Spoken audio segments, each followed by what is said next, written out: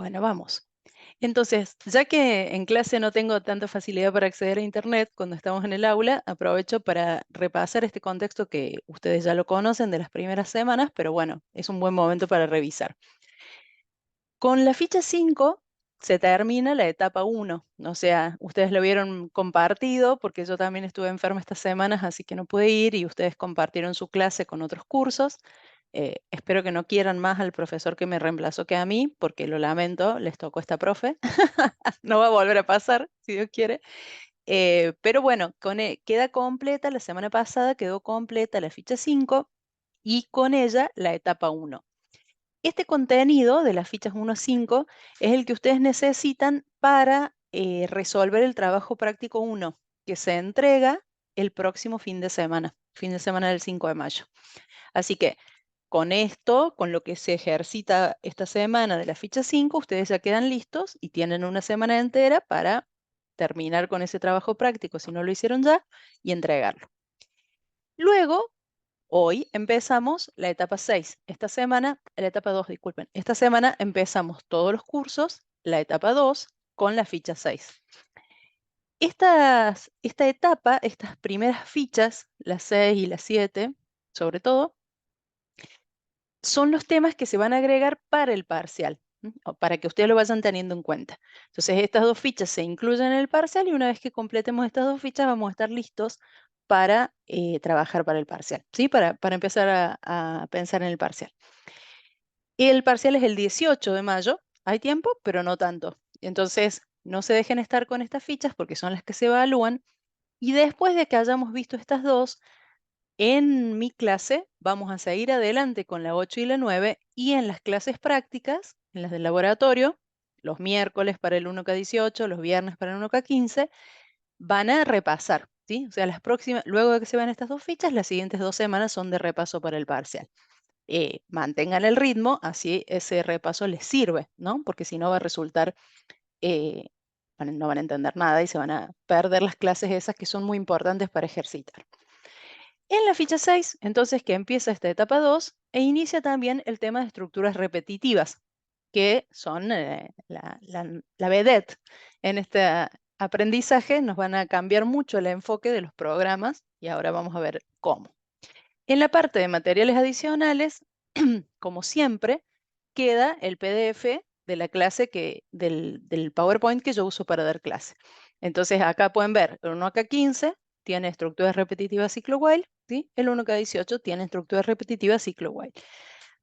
Este sector de materiales adicionales tiene los materiales del propio curso y también los de otros cursos, si quieren chusmear, que les dan a los otros cursos, pero siempre vamos siguiendo este ritmo. Si les falta o quieren repasar contenidos previos a esta ficha, en todos los materiales adicionales de cada ficha pasa lo mismo. Yo les fui dejando los PDF de mis clases y si no, encuentran los de los profes Valerio que les dio a la mañana y Felipe que les dio a la tarde. eh, Tienen también su presentación para repasar el contenido. Bueno, vamos a la clase entonces. Vamos a empezar. Este no va más y vamos con este y vamos con la presentación. Esta ficha 6, perdón, entonces forma parte de la unidad 3, estructuras repetitivas. Tenemos la 6, tenemos la 7 y creo que puse la 8 y la 9 acá, pero para mí que van en la 4, así que no me tomen tan en serio. Esta seguro es parte de estructuras repetitivas y empieza con el tema. Así que vamos a ver de qué se trata. Ustedes tienen el chat de Zoom, cualquier cosa me escriben ahí. En otras épocas éramos varios profes en el Zoom, ¿sí? Entonces alguno atendía el chat y otro daba clase. Ahora voy a estar sola, pero no importa. Puedo con todo. Así que cualquier cosita me escriben por ahí y yo les voy respondiendo o levantan la mano y hablamos. ¿Qué vamos a ver en esta ficha? Una introducción al concepto de estructuras repetitivas en general. Luego, como hacemos siempre, vamos a ver la implementación de ese concepto en Python, en este caso del ciclo while. Y este tratamiento de números complejos en Python lo dejo porque, como todas las clases les digo, yo respeto en este índice el contenido de la ficha para que ustedes puedan relacionar lo que publico acá con lo que está desarrollado más ampliamente en la ficha, pero este tema no lo vamos a ver nosotros, sino que está ahí para leer. Vieron que a veces siempre viene al final de la ficha viene un tema medio más volado, más creativo para investigar, nos vamos a enfocar nosotros en los dos principales títulos de introducción y el ciclo while en Python. Así que allá vamos. Bien, primero vamos a ver la idea de un problema de naturaleza repetitiva. Todos los problemas que nosotros vimos, hasta la ficha 5 inclusive, se resuelven con un algoritmo que no es repetitivo. ¿Qué significa esto? Que trabajamos con un conjunto de datos pequeño y que nos basta un par de condiciones, un par de asignaciones para resolver ese problema, con unas cuantas instrucciones, una a continuación de la otra, alguna bifurcación que plantean los condicionales, es suficiente para resolver el problema.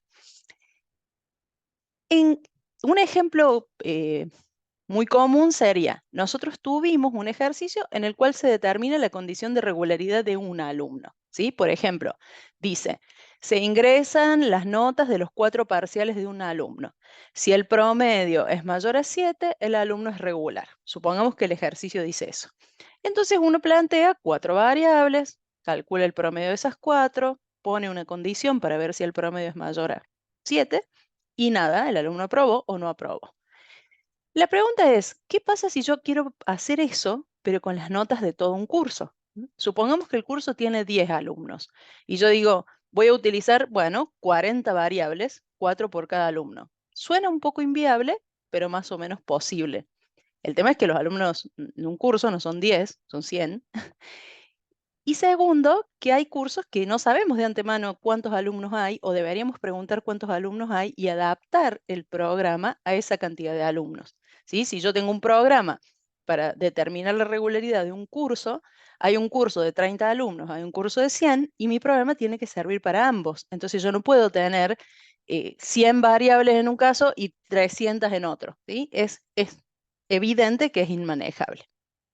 ¿Qué pasa en estos casos? Que además son los más habituales. Ustedes piensen en los sistemas que ustedes conocen, no sé, un sistema de facturación de un supermercado, un sistema de un cajero automático, y en general son muchas transacciones iguales, ¿sí? Con características propias, pero del mismo tipo, que se repiten durante el día, durante el mes, durante el año, y no se puede plantear un programa que trabaje solo con una de esas instancias.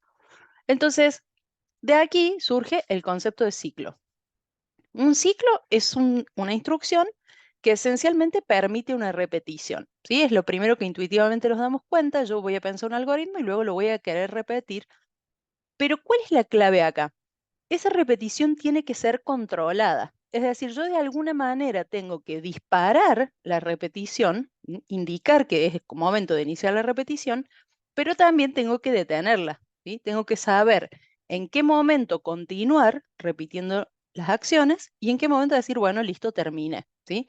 En el ejemplo que veíamos antes de los alumnos, bien, determino si el alumno 1 es regular, si el alumno 2 es regular, 3, etcétera, pero cuando llego al último alumno de la lista, tengo que detener el proceso. Y eso es parte esencial de la estructura y es lo más importante probablemente que tengamos que aprender al momento de plantearlas como un programa.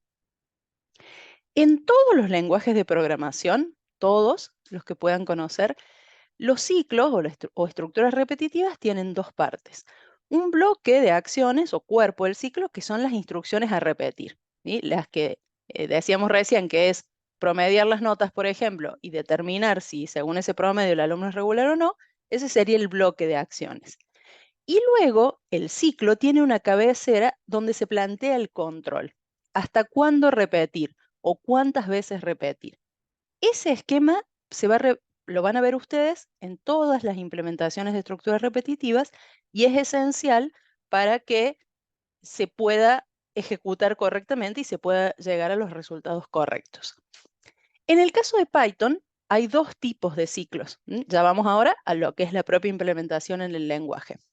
Tiene el ciclo while, el ciclo for y el ciclo while, que es el que vamos a ver en esta ficha. Este detalle es importante porque si ustedes de repente saben programar en otros lenguajes, hay otros lenguajes que en vez de 2 ciclos tienen 3. Este tercer ciclo se suele llamar do while o algo por el estilo. En Python no existe. Vamos a ver después cómo se implementa ese tipo de instrucciones, pero en el caso de Python hay 2 ciclos, for y while. El ciclo while es bastante similar a, por lo menos a los lenguajes que yo conozco, y el ciclo for tiene sus cuestiones un poco propias del lenguaje, las vamos a ver la semana que viene, pero por eso les decía hace un rato, muy importante que esta ficha quede clara, porque sobre esta vamos a luego agregar contenido el martes que viene. Entonces, ¿cómo es este ciclo while en Python? ¿Sí? De los dos ciclos que tiene Python, for y while, esta ficha se va a enfocar en while y la próxima en for. ¿Cómo es el ciclo while en Python? Nosotros, en general se asocia el ciclo while a los programas o los problemas en los cuales nosotros necesitamos hacer repeticiones y desconocemos la cantidad de repeticiones que vamos a hacer. Conceptualmente, si yo tengo un ciclo y desconozco la cantidad de repeticiones, un problema que se resuelve con un ciclo y desconozco la cantidad de repeticiones, tengo que resolverlo con un while. Lo cual no implica lo inverso. Es decir, si yo conozco la cantidad de repeticiones, también puedo resolverlo con un while. Pero en general nos concentramos en problemas donde se desconocen las repeticiones, si bien les voy a mostrar en esta ficha también una alternativa a eso.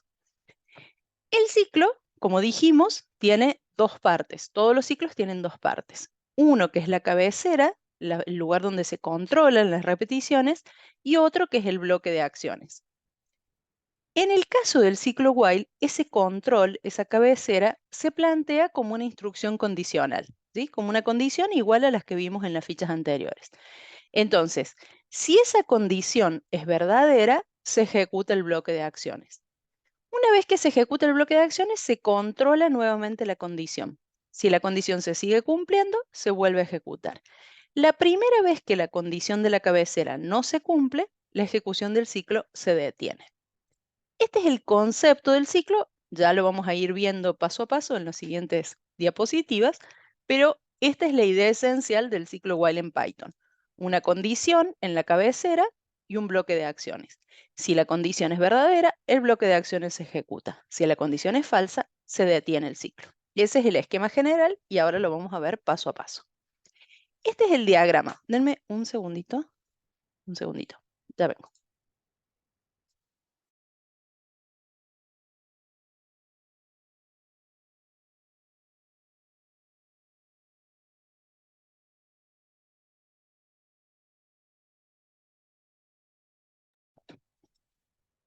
Ahí está, perdón, fui a cerrar la puerta porque había mucho ruido. Este es el diagrama que representa un ciclo while.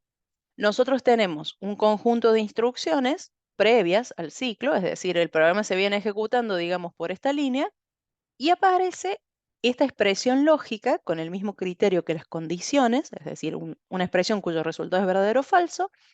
Si el resultado de la expresión es verdadero, se ejecuta el bloque de acciones.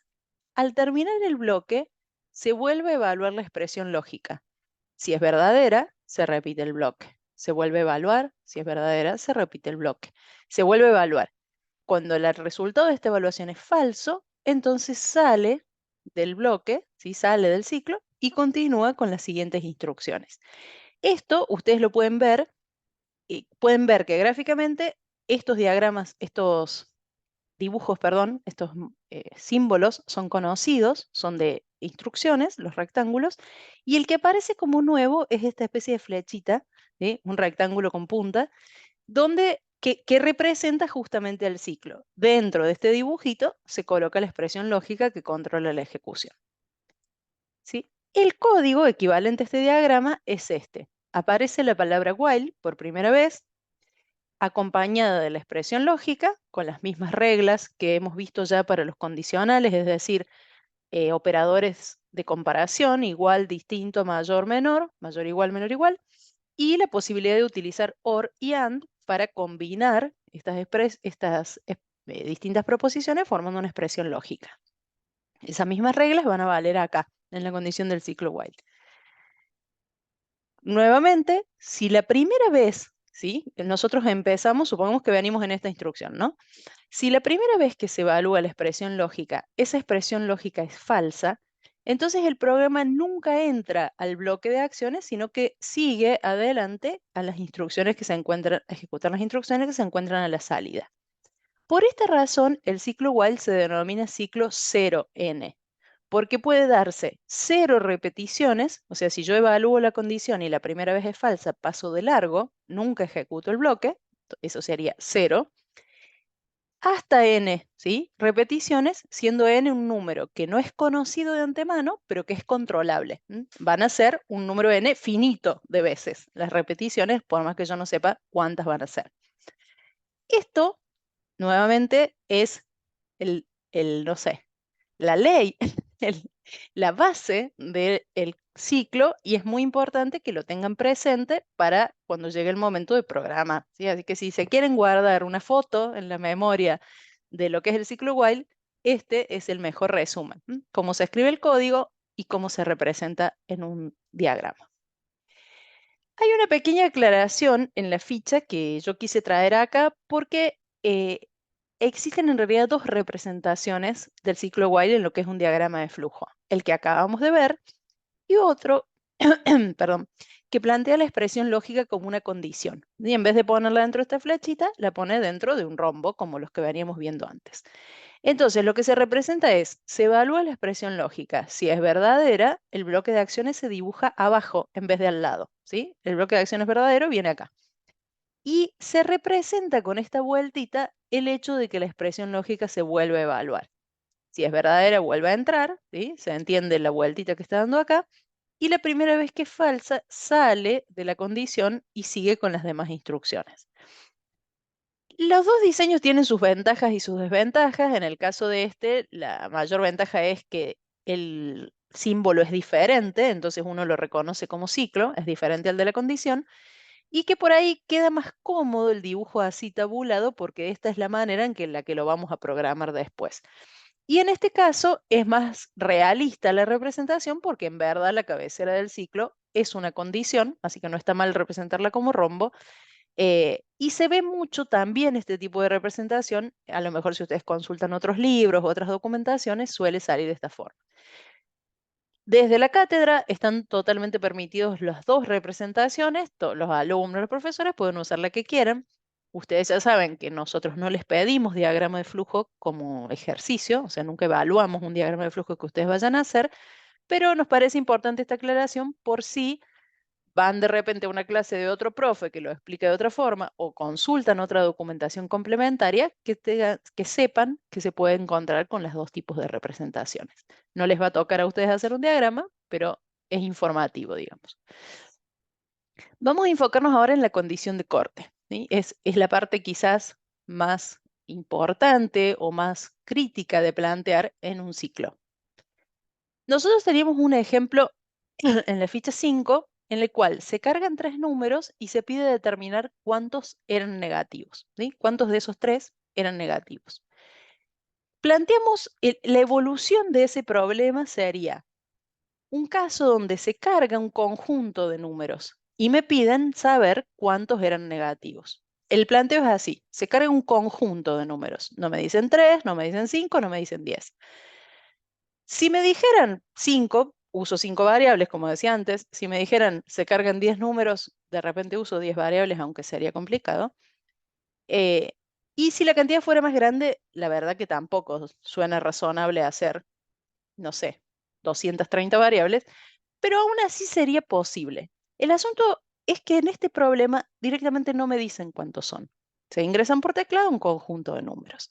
Si bien esto parece caprichoso, ustedes piensen que la vida real es así, ¿sí? Por ejemplo, yo habilito una caja del supermercado y imagínense que prendo, ¿no? Viene el cajero, qué sé yo, descarga su bolsita, todas esas cosas que hacen los cajeros de súper, y cuando abre la caja le dice, ingrese cuántos tickets va a facturar, ¿sí? O cuántos clientes va a atender.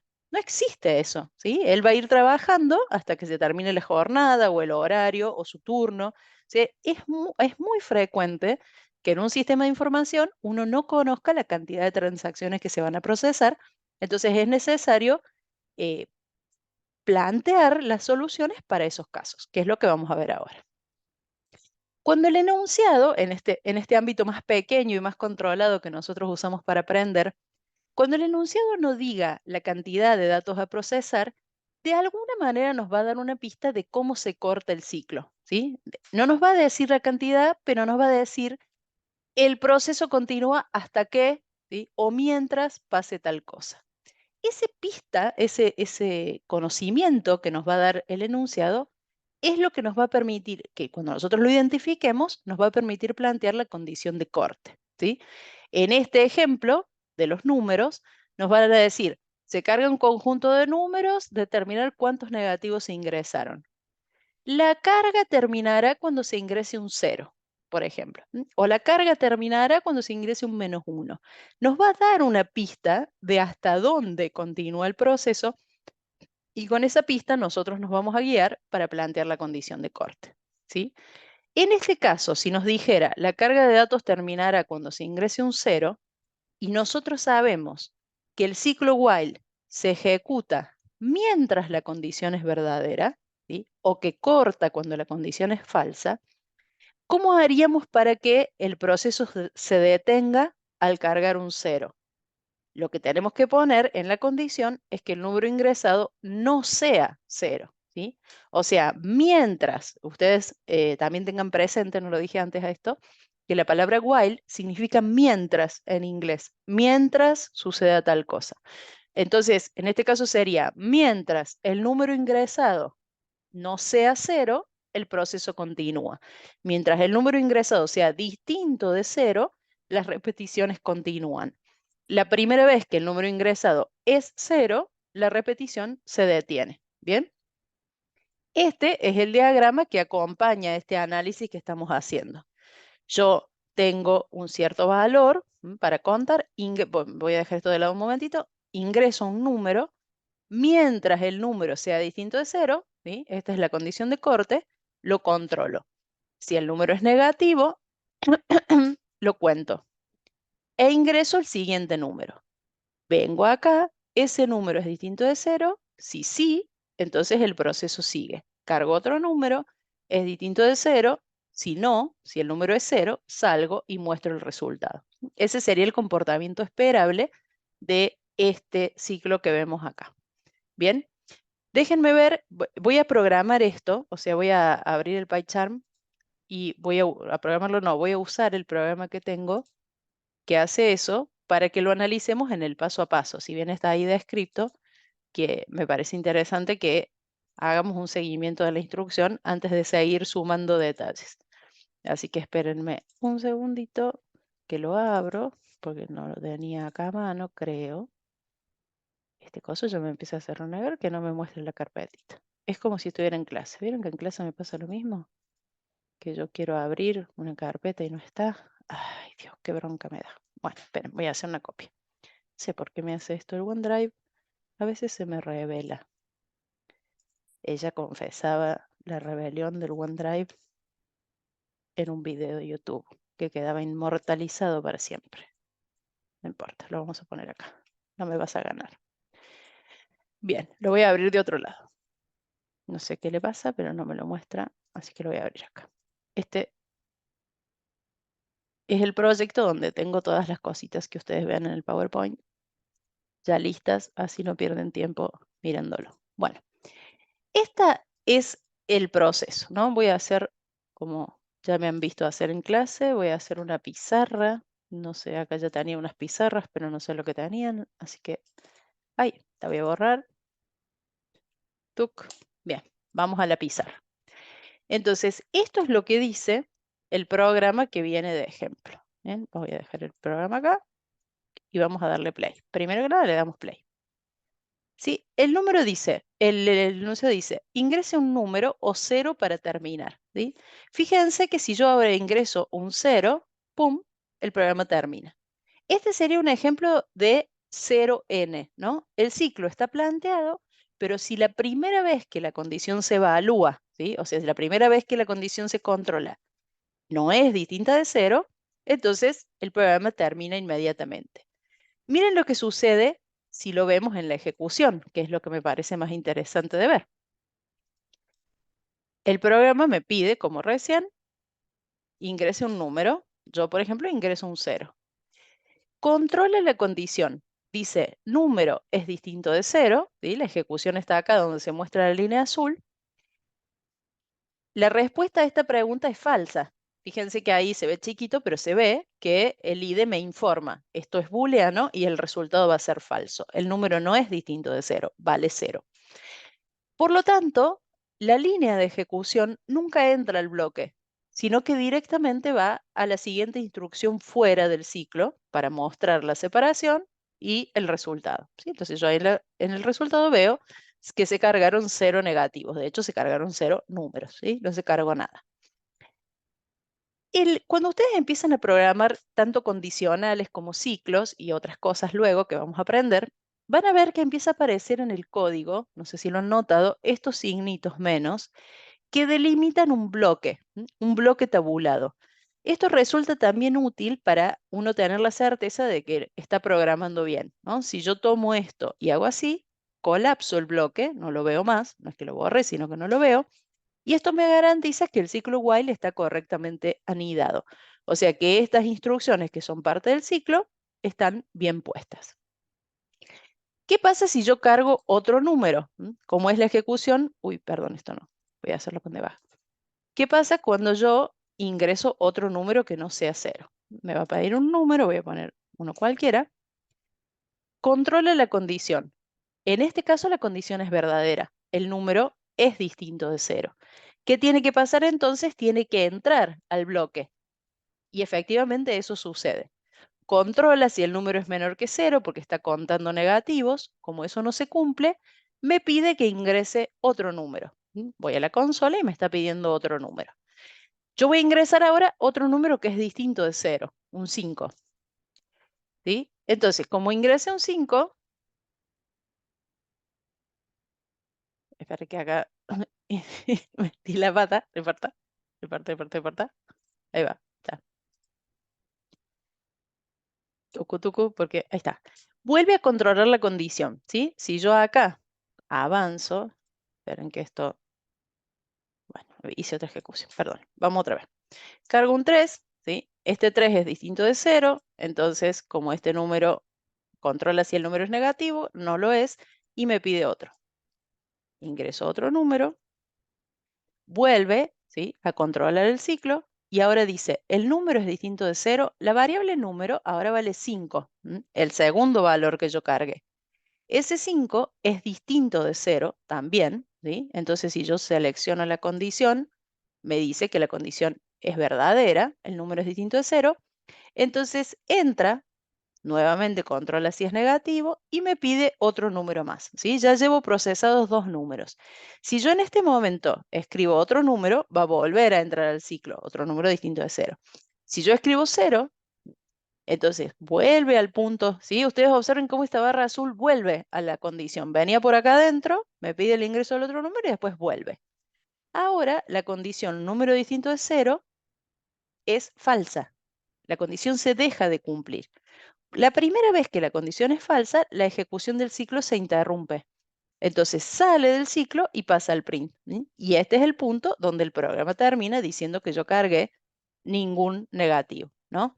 Si eh, en vez de esto yo cargo algún negativo, tiene que funcionar bien igual. Voy a poner un número, otro que es negativo, otro que es negativo, otro que no, otro que es negativo, o bueno, ponía siempre los mismos. Y termino con el cero. Cuando termino con el cero, me dice cantidad de negativos cargados, 3. ¿Bien? Este es el funcionamiento esencial de un ciclo. ¿Vamos bien hasta ahí? ¿Me tiran un OK en el chat? ¿Así avanzo? ¿Alguno que el primero OK que aparece? Ya está. No hace falta que lo hagan los demás. Gracias, Matías. Muy bien. Bien, entonces seguimos. ¿Qué, qué viene a continuación? ¿Qué cosas vamos a ir sumando? Me alegro que vayan bien. Esa es la idea. Esa es la idea. ¿Qué agregamos ahora? Miren, ahora se empieza a poner divertido. Aparece el concepto de carga por doble lectura. Yo recién no me enfoqué mucho en eso, ahora vamos a profundizar. Si ustedes observan, hay una instrucción input que está arriba del while, ¿sí? Y otra instrucción input que está aquí dentro, ¿sí? En vez de tener un input para los datos, tenemos uno arriba y uno dentro del ciclo.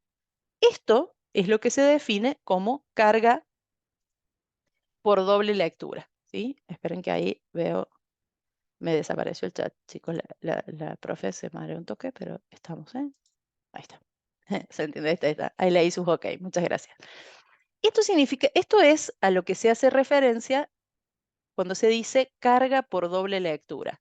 Hay una lectura o un ingreso por teclado antes del ciclo y uno dentro del ciclo. ¿Qué significa esto? ¿Sí? La primera lectura es necesaria para que se pueda controlar la condición por primera vez. ¿Sí? Yo cuando pregunto while número es distinto de cero, while num es distinto de cero, la variable num tiene que tener algo, porque si no, no puede evaluarse esta condición. Me va a decir num es indefinido, ¿sí? Num no se puede evaluar. Entonces, la primera lectura debe ser previa al ciclo para que el ciclo controle la condición por primera vez. Y la segunda lectura tiene que estar siempre dentro del bloque de acciones, porque si no, estamos controlando siempre el mismo valor. ¿Sí? Yo ingreso un número, ese número es distinto de cero, me meto al ciclo, y si no cambio el valor de la variable num, esta condición se va a cumplir para siempre, ¿sí? Y va a repetirse hasta el infinito. Es lo mismo, Máximo, si el número es distinto de cero, si tiene una parte fraccionaria. Así que va a entrar. ¿Sí? Nada más que nosotros estamos haciendo acá un int input, con lo cual el número no va a pasar, ¿no? Pero debería cambiarse este int input por un float input y funcionaría de la misma manera. ¿Qué sucede si yo olvido esta segunda lectura? ¿Sí? Yo hago una carga de un número, controlo la condición y planteo el bloque de acciones aquí dentro. Una cosa que ustedes van a decir, ¿cómo se te ocurre semejante cosa? Y es el error más clásico que cometemos cuando programamos un ciclo por primera vez o a veces no por primera vez. Cuando avanzamos también lo seguimos haciendo. ¿Qué es lo que pasa en este caso? Yo ingreso un valor para num, ¿no? Vamos a ingresar un número que no sea cero, por ejemplo, un 4. La condición dice, el número 4 es distinto de cero y la respuesta a esta condición es true, ¿sí? Porque el número es distinto de cero. Entonces entra el bloque. Ese número es menor a cero, en este caso no, así que no lo cuenta. ¿Qué hace a continuación? Vuelve a la condición de control, ¿sí? ¿Cuánto vale el número? 4. 4 es distinto de cero, sí. Entonces vuelve a entrar. Hace esta verificación y vuelve a la condición de corte. El número sigue siendo 4. Si sigue siendo 4, sigue siendo distinto de cero. Entonces se vuelve a meter al bloque, ¿sí? Y si nosotros acá le damos play, lo que pasa es esto, ¿sí? El número, la ejecución, se queda así, dura. ¿Sí? Miren, ahí les muestro. Si yo esto lo ejecuto, en vez de hacerlo paso a paso como recién, lo ejecuto de forma normal, me dice ingrese un número, pongo el número y queda. ¿Sí? ¿Qué pasa? No sé. Está metido en ese ciclo para siempre. ¿Sí? La condición número distinta de cero nunca se deja de cumplir.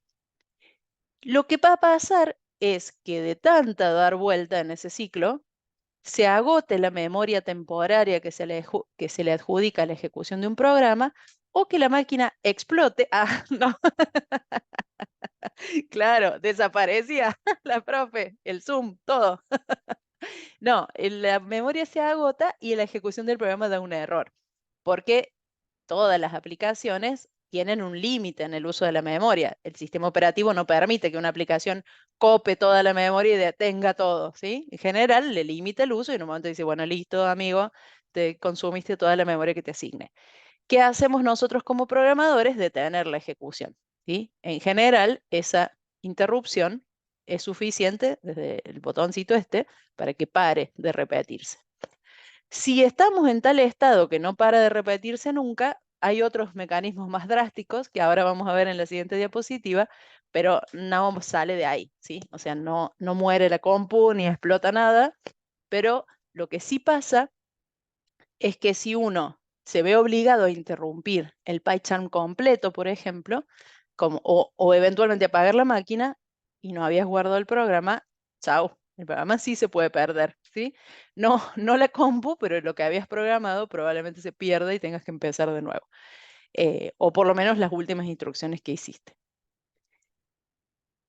Lisandro, esa pregunta es muy buena, de si la lectura tiene que estar en la última línea. no es un requisito del código. O sea, si yo lo pongo antes a la segunda lectura, también funciona. Es una cuestión que tiene que ver con la solución del problema. En este caso, yo leo un número. Tengo que controlar si ese número es negativo antes de leer el otro, ¿sí? Entonces, si yo esta lectura la hubiera puesto aquí arriba, si bien no es un error de sintaxis, nunca procesaría el primer número, porque cargo un número, controlo y ahí nomás cargo otro. Entonces, en general, la instrucción de la segunda lectura es la última del bloque, pero por una necesidad del problema, no porque el intérprete lo vaya a controlar. Al intérprete no le molesta. De hecho, al intérprete no le molesta que yo no la incluya. Ven que muy tranquilo me ejecutó este ciclo y dijo, listo, si vos querés hacer un ciclo infinito, no es problema mío, dijo el lenguaje y me dejó escribir esto que no está bien. Así que bueno, siempre prestar atención a la situación de que hay siempre una primera lectura antes del ciclo y una segunda lectura antes de terminar. Yo les suelo recomendar a mis alumnos, sobre todo cuando empiezan a trabajar, que armen el ciclo ya con las dos lecturas. Cuando ven el enunciado y el enunciado dice cargar los datos mientras el número sea distinto de cero o algo similar a eso, hacen la primera carga, piensan la condición e inmediatamente meten la otra, meten, ella, ¿qué lenguaje técnico estoy usando? Inmediatamente agregan la segunda lectura dentro del bloque, al final. Y después, a medida que van pensando el bloque, lo van trabajando acá, ¿no? Pero no corren el riesgo de olvidarse. Bueno, esto entonces para reforzar la idea de dos lecturas. Vamos desde acá. Y aquí está lo que decíamos recién. No muere la compu, pero estas son las alternativas que tenemos para detener la ejecución cuando se entra en un ciclo infinito. La primera y más sencilla es plantear acá el stop, ¿no? Desde el PyCharm. Esto si estamos ejecutándolo al programa en PyCharm. Ahora, si al programa lo terminamos, se lo dimos al usuario y el usuario de repente cargó un dato que hace que entre en un ciclo infinito y estamos sonados, ¿no? Ahí toca decirle, bueno, ya te lo soluciono, no se puede hacer nada. En el caso extremo es usar el administrador de tareas o algo así similar del sistema operativo y, como les decía hace un ratito, el último de todos los casos, apago la compu, ¿sí? Si me deja de responder el teclado, me deja de responder todo y bueno, la apagaré, la encenderé de nuevo y ahí veremos si mi programa sobrevivió o qué le pasó y tendré que seguir trabajando. Así que a prestar atención. No es nada tampoco que no tenga solución, pero es una característica muy común cuando uno empieza a trabajar con ciclos, caer en el ciclo infinito. Bueno, acá viene justamente lo que decía hace un ratito cuando presenté el ciclo. En la mayoría de los casos se aplica ciclo while cuando yo no conozco de antemano la cantidad de repeticiones. Es decir, no me avisan voy a cargar 10 números, 50 números, 30 números, sino que me dicen voy a cargar una serie de números. O voy a cargar, no es que sí o sí tienen que ser números, voy a cargar los legajos de un conjunto de alumnos, la carga finaliza con -1. Me plantean el conjunto y una condición de corte que es eh, que no permite anticipar la cantidad de repeticiones. ¿Qué pasa cuando me lo anticipan? ¿Sí? Un caso donde me dicen mostrar los primeros 10 múltiplos de un número X que se carga por teclado. Entonces me dicen, van a ser 10, vas a necesitar hacer esto 10 veces. Este es el ciclo, o sí, Marena, está en los materiales adicionales de la ficha 6, el PDF, se los subí recién, así que la pueden ir viendo. Está en forma PDF, pero lo pueden ver. Em, este es el ejercicio que responde a este enunciado. Yo ingreso un número en la variable X y en vez de controlar por X, como hice recién, porque el control no es hasta que se ingrese un 3, un 8, un 0, sino que el control es necesito que el ciclo haga 10 repeticiones, entonces se agrega una variable que actúa como contador. Esta variable empieza inicializada en 1. Y mientras esta cuenta sea menor o igual a 10, se repite el bloque de acciones, ¿sí? Entonces, la doble lectura, ¿dónde se da acá? El contador se inicializa en un valor fijo y la segunda lectura consiste en incrementar el contador para que en algún momento deje de ser menor o igual a 10 y se interrumpa el proceso, ¿sí? Esa explicación está acá, para que ustedes después la lean tranquilos. Nosotros la vamos a ver en el pie chart en acción, digamos, ¿no? Entonces acá viene el otro ejercicio, que es el ejercicio de los múltiplos. Lo voy a poner acá en mi pizarra virtual para poder probarlo. Se tiene que comportar de esta manera. Yo ingreso un número, ese número no es para controlar las repeticiones, sino es para calcularle los múltiplos. Vamos a poner número 7, ¿sí? Y el efecto es este. 7 por 1, 7, 7 por 2, 14, 7 por 3, 21, ¿sí? Esto es lo que se pide, que me lo muestre tipo tabla de multiplicar. A propósito, arranca en 1 el conteo para que la tabla no se hace 7 por 0, 0, ¿no? Es para que la tabla empiece en 1. Y como la cuenta empieza en 1, entonces el control de repeticiones es menor o igual a 10, inclusive el 10. Cuando yo empiezo a contar desde 1, tengo que incluir el extremo superior de las repeticiones. Si yo contara desde 0, entonces tendría que ser i menor a 10, porque si no me va a hacer 11 repeticiones, ¿sí? Sí, esas cuestiones de conjuntos y de intervalos que vieron allá en el cursillo tienen ahora su significado. Así que tengan siempre esto en cuenta. Si ustedes quieren contar 10 vueltas y empiezan en 1, la vuelta número 10 se incluye. Si ustedes empiezan en 0, la vuelta número 10 no se incluye. Acá pasaría, ¿sí? ¿Qué pasa si me olvido de la segunda lectura? Si me olvido de este incremento para que la i vaya cambiando de valor. Cuando lo ejecuto, ingreso un número y no para más, ¿sí? No para más y me está multiplicando siempre por 1, dándome la indicación de que la i valía 1. Cuando fue a controlar la condición es menor o igual a 10 y eso nunca cambia porque la i nunca se modifica. ¿Se entiende lo que sucede? Un error que suele ser común también es ponerlo pero fuera, ¿sí? Uno dice, bueno, lo pongo así, pongo while y no sé, no me acuerdo de cómo se trabajaban los ciclos, así que lo pongo aquí fuera. Y el efecto es el mismo, ¿sí? Si yo pongo lo pongo a funcionar el ciclo y esta modificación nunca sucede porque no está dentro del bloque, vuelvo a caer en el ciclo infinito. Entonces, siempre tener en cuenta una primera lectura, que puede ser por teclado o puede ser, como en este caso, un valor inicial, y dentro del ciclo, la variable que lo controla sí o sí tiene que sufrir un cambio dentro del ciclo, que puede ser otra entrada por teclado o puede ser, como en este caso, un conteo, un contador que va cambiando su valor. Bueno, son re lindos los ciclos, la verdad. Para mí es acá donde se empieza a poner interesante el asunto de la programación, ¿no? Mientras tanto es medio básico, o sea, de hecho, lo que vimos en la etapa 1, por eso está considerada etapa 1, es casi la introducción a la programación, ¿no? Son conceptos básicos, incluso las condiciones, son conceptos que de nuestra vida real, de nuestra vida común, los tenemos presentes, ¿sí? Todos nos ha pasado que, ma, ¿me dejas ir a la fiesta de mi amiga? Con una condición, te dice tu mamá, ¿no? Entonces ya sabes lo que significa con una condición. Significa que si haces eso, vas y que si no, no vas. Entonces ese concepto natural no es tan difícil de llevar a la programación. Cuando empieza esta segunda etapa y lo que vayamos a ver luego, empieza a ser más abstracto, ¿sí? Empieza a ser más conceptos más propios de la programación los que vamos a ver, no tan intuitivos, y por eso es que les insisto en que es importante que ustedes vayan incorporando los conceptos, porque si no después se hace muy cuesta arriba entender todo esto que ya no es tan natural o tan fácil de suponer solo leyendo. Necesita un poquito de estudio y sobre todo necesita práctica la programación, como ya les hemos dicho muchas veces. Bueno, vamos a seguir entonces desde acá. Veníamos con cómo interrumpir, con cómo llevar el conteo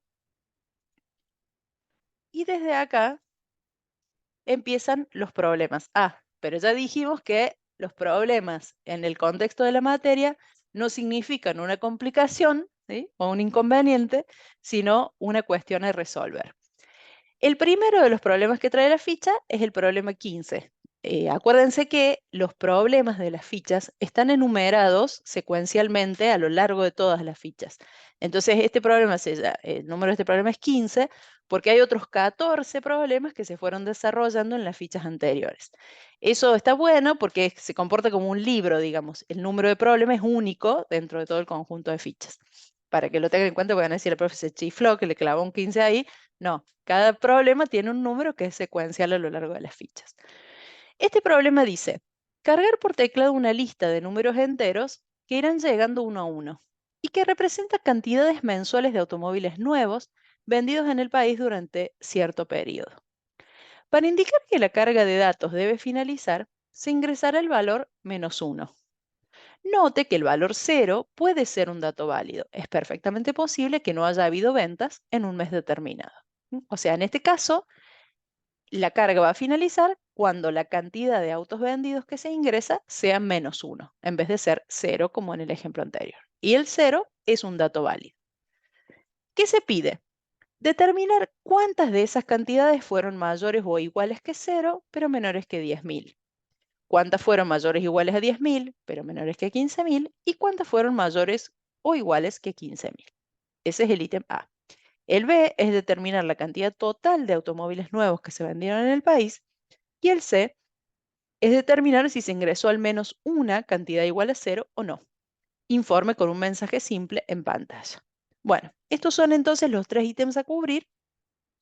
Lo que yo hice aquí, si ustedes ven la ficha, este tipo de problemas son para mí súper interesantes como están planteados en la ficha, porque se desarrolla todo el análisis paso a paso como si alguien les estuviera explicando la solución, ¿no? Cómo ir avanzando en la solución.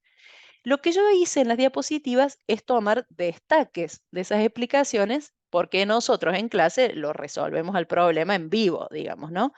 Pero si ustedes de repente en esta explicación que estoy dando yo no terminaron de entender muy bien cómo es la cosa o aún mirando el video dicen, no, no, la verdad no entiendo esta mujer qué hace, siempre tengan la ficha como referente porque todo lo que explica el desarrollo de un ejercicio es súper útil para entender cómo se llega a la solución.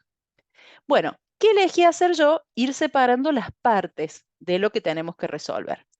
Lo primero que tenemos que resolver es la carga de datos. Entonces nos vamos a enfocar en el primer párrafo o en los 2 primeros párrafos del enunciado, que decían que vamos a cargar una lista de números enteros, que son las cantidades de autos vendidos, y que la carga termina con -1.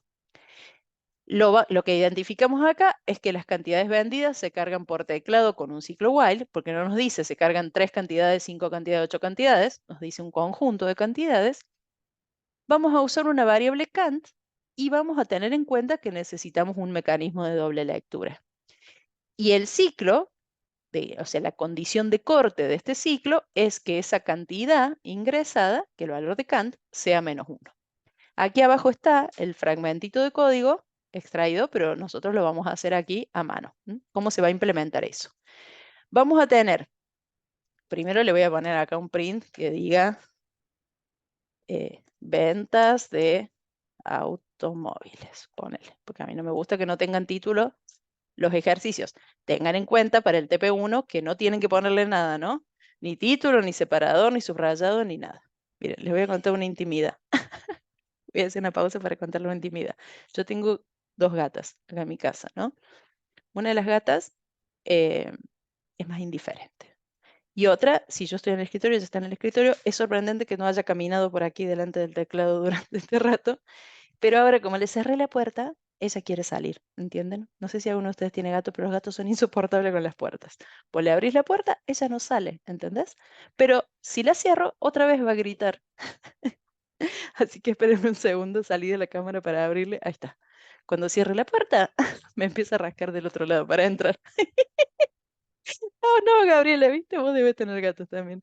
Ella lo que quiere es que esté la puerta abierta, ¿entendés? No salir, que se la deje abierta. Bueno. Ah, abre la puerta. Bueno, no, la mía no llegó a ese punto de evolución. Entonces se para, se para ahí al lado y grita como loca. Pensé que la estaban escuchando, por eso le abrí. Y si no, a veces estoy, yo en el trabajo así remoto, ¿no? O sea, tenemos oficina, pero no voy todos los días. Así que es clavado que estoy en una reunión súper importante, ¿no? Y yo estoy así muy seria diciendo, bueno, bla, bla, bla, bla, bla, bla. Y se empiezan a sentir los maullidos ahí abajo, ¿no? De la mesa. Entonces, yo empiezo como a tocarla así para que no joda.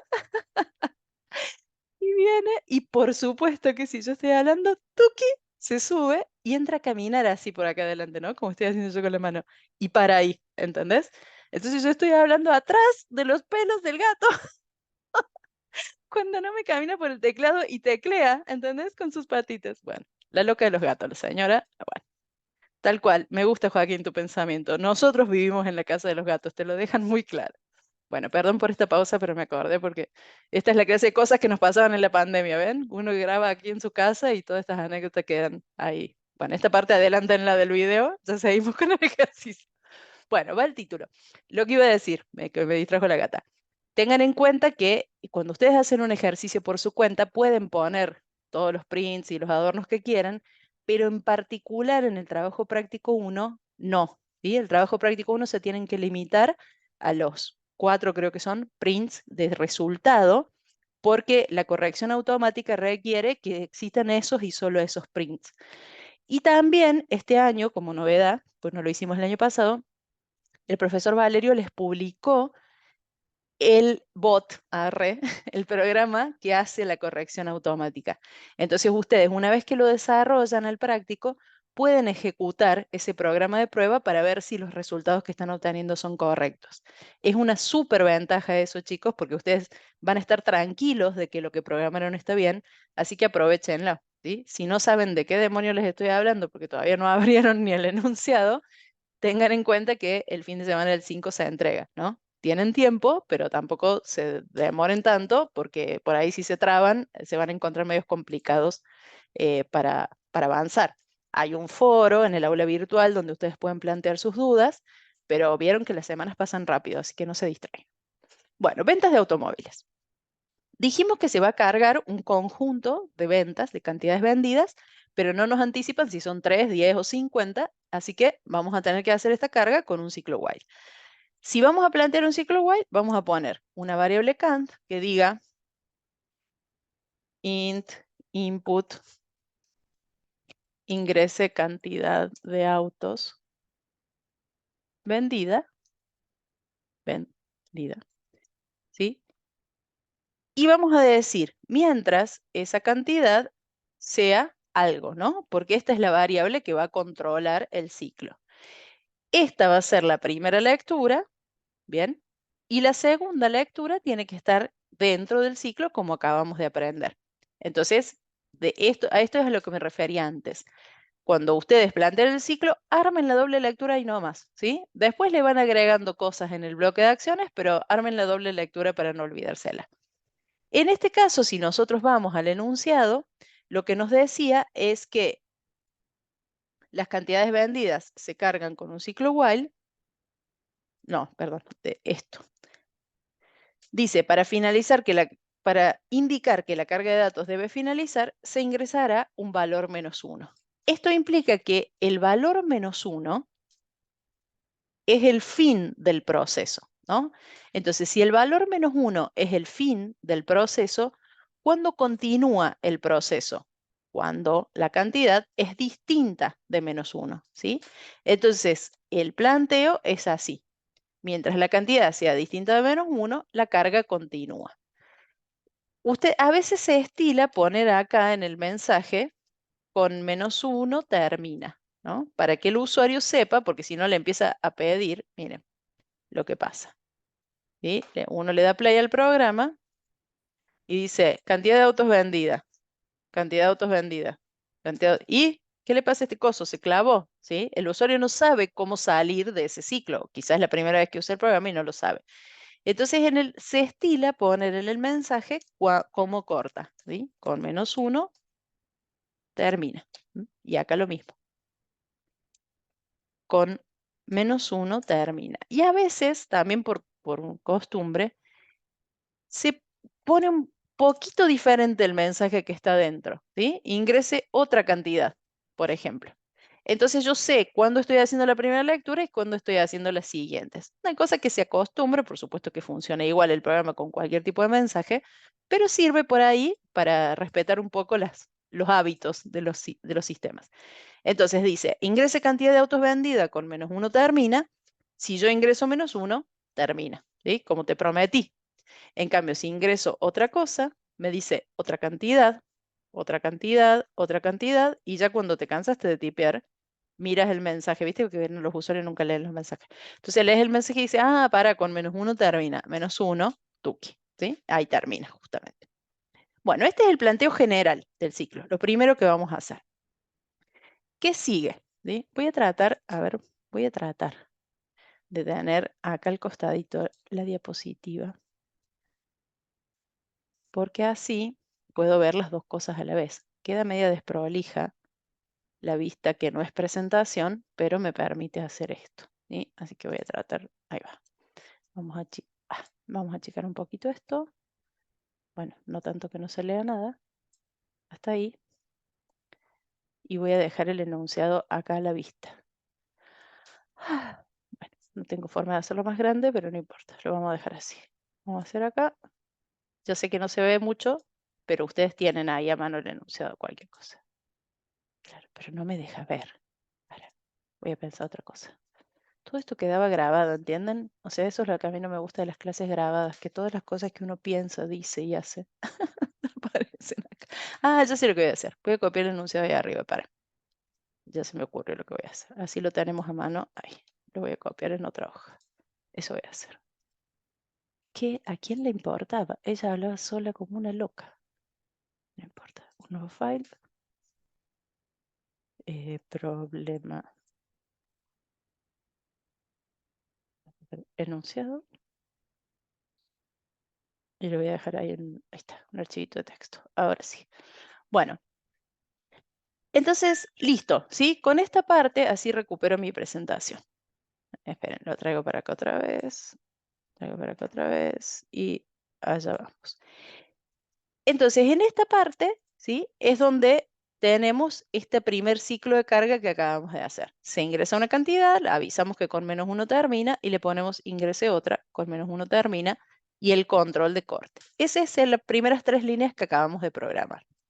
¿Qué sigue? Vamos a empezar a ocuparnos de cada uno de los ítems que pide el enunciado. Entonces yo acá les recorté el ítem A, que dice cuántas de esas cantidades fueron mayores o iguales que 0, pero menores que 10.000. Cuántas fueron mayores o iguales a 10.000, pero menores a 15. Y finalmente 15. ¿Qué nos sugiere acá la ficha? ¿Qué nos adelanta el enunciado? Que vamos a necesitar 3 contadores, C1, C2 y C3. Entonces, vamos a plantear unas condiciones anidadas con respecto a la variable Kant para saber si tenemos que contar en C1, en C2 o en C3 de acuerdo a estos 3 intervalos. Entonces vamos a empezar a plantear eso. ¿A qué se refiere con condicionales anidados? La primera condición dice, ¿cuántas de esas cantidades fueron mayores o iguales a 0, pero menores que 10.000 unidades? ¿Sí? Este bloque es el que estamos atacando. Este es el ítem A. ¿Cuántas de esas cantidades fueron mayores o iguales a 0, pero menores que 10.000? ¿Cómo se hace una condición que diga si la cantidad es menor, no, es mayor o igual a 0, pero menor que 10.000? Yo hago la parte de mayor o igual a 0 y ahora ustedes hacen la de 10.000. Arre, era re bien. Cuando yo necesito controlar un intervalo, es decir, que la cantidad sea mayor o igual a 0, y que la cantidad esté entre 0 y 10.000, lo que tengo que hacer es combinar esas dos condiciones, ¿sí? No se puede hacer acá, o mejor dicho, se puede, pero nosotros recomendamos en la programación plantear esto como dos condiciones separadas, ¿sí? Cantidad mayor o igual a 0, cantidad menor o igual, menor, no menor o igual, menor a 10.000.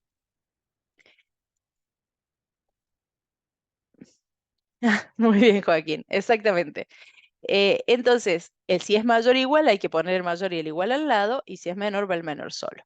La conexión entre estas dos condiciones es la que dice Joaquín, con el operador AND. ¿M? Es muy común que empiecen las confusiones con el operador OR, ¿sí? Ustedes recuerden que el operador OR, que el conector OR, mejor dicho, si una de las dos condiciones es verdadera, considera que la expresión es verdadera. Entonces, cualquier cantidad mayor o igual a 0 me va a decir que sí, ¿sí? Si yo lo planteo de esta forma. Yo necesito que sea mayor o igual a 0, pero también que sea menor a 10. Ambas condiciones. Entonces se plantea con un AND. Cuando ustedes hacen esto, empieza mi amigo el intérprete a opinar sobre el código, ¿sí? Y se lo subraya así con gris. Cuando uno empieza a programar, todo subrayado te molesta, ¿entendés? Este subrayado rojo, ¿por qué me lo está haciendo? Este gris, ¿por qué me lo está haciendo? El rojo me lo está haciendo porque este if está incompleto, ¿sí? Lo que necesita es algo dentro del bloque. Ya lo vamos a resolver. ¿Por qué me hace el gris? Porque es posible simplificar esta cadena de comparación de esta forma, ¿sí? Entonces, el gris no va a desaparecer hasta que ustedes no le dejen que haga la comparación de intervalo de esta manera, pero tengan en cuenta que eso es una sugerencia. Nosotros en general no sugerimos o no hacemos los ejemplos de esta forma porque no todos los lenguajes tienen esta capacidad de hacer intervalos de esta forma, ¿no? Lo genérico es hacerlo con AND. Entonces, si ustedes quieren hacerlo en forma simplificada porque lo entienden mejor o quieren hacerle caso a la sugerencia del intérprete, lo aceptan o lo cambian. Y si no, lo dejan así tranquilamente porque el subrayado gris no es un error, es una sugerencia nada más que ustedes la pueden aceptar o ignorarla, no pasa nada.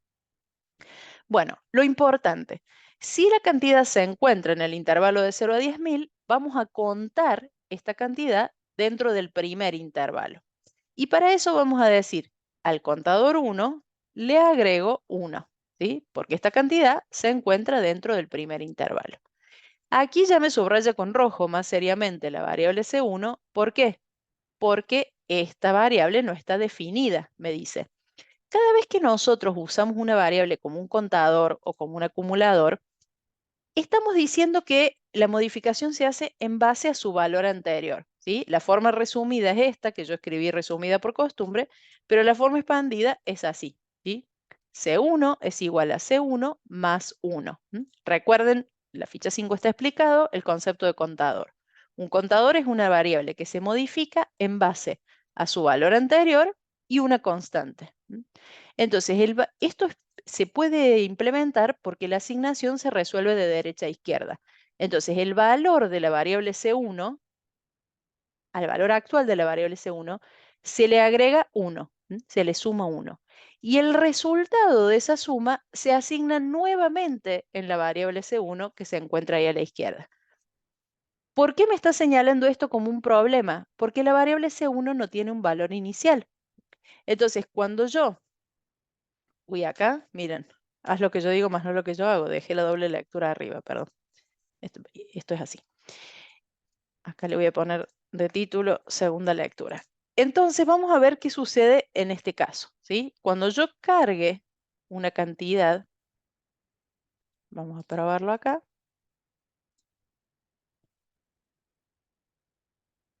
Voy a poner una cantidad que esté dentro de ese intervalo. Va a verificar que esa cantidad es mayor a 0. Esta condición es verdadera. Esta otra condición es verdadera, así que la unión de las dos, el AND entre las dos, da como resultado true. Entra acá y toma el valor actual de C1, ¿sí? Y a ese valor le agrega 1. El tema es, ¿cuánto vale ahora C1? Nada, no le asigne nada. Entonces, me dice acá un error, ¿sí? Excepción, dice, fíjense acá, excepción, ¿sí? C1 no está definida, me dice, y si no está definida, yo no le puedo asignar al valor anterior que no existe, agregarle 1. En ejecución normal, esto se ve así. Lo quería hacer paso a paso para mostrarles, pero en ejecución normal se ve así, ¿sí? Se rompe, dice, name error, el name C1, la variable C1, no está definida. ¿Qué definición tenemos que hacer? Cada vez que trabajamos con un contador o con un acumulador, lo que necesitamos es inicializarlo en 0. ¿Cuántos autos, cuántas cantidades se encuentran dentro del intervalo 1? Por ahora, ninguna, ¿sí? Cuando yo empiece a procesar, entonces ahí voy a ir contando. Bien, si le damos play acá, entonces ahora va a seguir sin ningún inconveniente. Pongo un 20, me pide otra cantidad, ¿sí? Pongo otra cantidad y termina y funciona bien. Esto que hicimos con el contador 1, hay que hacerlo con el contador 2 y con el contador 3. Es decir, con los autos que fueron mayores o iguales que 10.000, pero menores que 15, y con los mayores o iguales que 15. Ya con el primer planteo que hicimos, los siguientes son más fáciles. Entonces acá la pregunta es, en principio, o la más intuitiva que uno haría es esta. Si la cantidad es mayor o igual que 10.000 y la cantidad es menor que 15.000, ¿sí? Y en ese caso, incremento el contador 2. ¿M? Más igual, le voy a dejar los más igual en todos lados. Y por último, hacer la siguiente pregunta. Si la cantidad es mayor o igual a 15.000, entonces incremento el contador. Uy, ¿qué escribí? Incremento el contador 3. ¿Sí? Esto sería como traducir el enunciado a condiciones. Me está subrayando C2 y C3 por la misma razón que me subrayaba recién C1, porque no están inicializadas. Entonces lo puedo hacer aquí. C3, C2 y C3, todas son iguales a 0. Esta inicialización se puede hacer así en una sola línea o se puede hacer una debajo de la otra. Esto, como decía, es la condición tipo traducir del enunciado a condiciones. Luego, nosotros que somos buenos programadores, tenemos que hacernos algunos cuestionamientos. Por ejemplo, si la cantidad es mayor o igual a 0 y es menor a 10.000, entonces no hay chance de que sea mayor o igual a 10.000. Si yo planteo esto como tres condicionales simples, en todas las vueltas se van a evaluar los tres condicionales y eso no tiene sentido, ¿sí? Tiene sentido que al menos esto sea un else, ¿sí? Así que else, ¿sí? Si no está en el intervalo de 0 a 10.000, entonces controlo los otros dos, ¿sí? Controlo el que está entre 10 y 15 y el que es mayor a 15.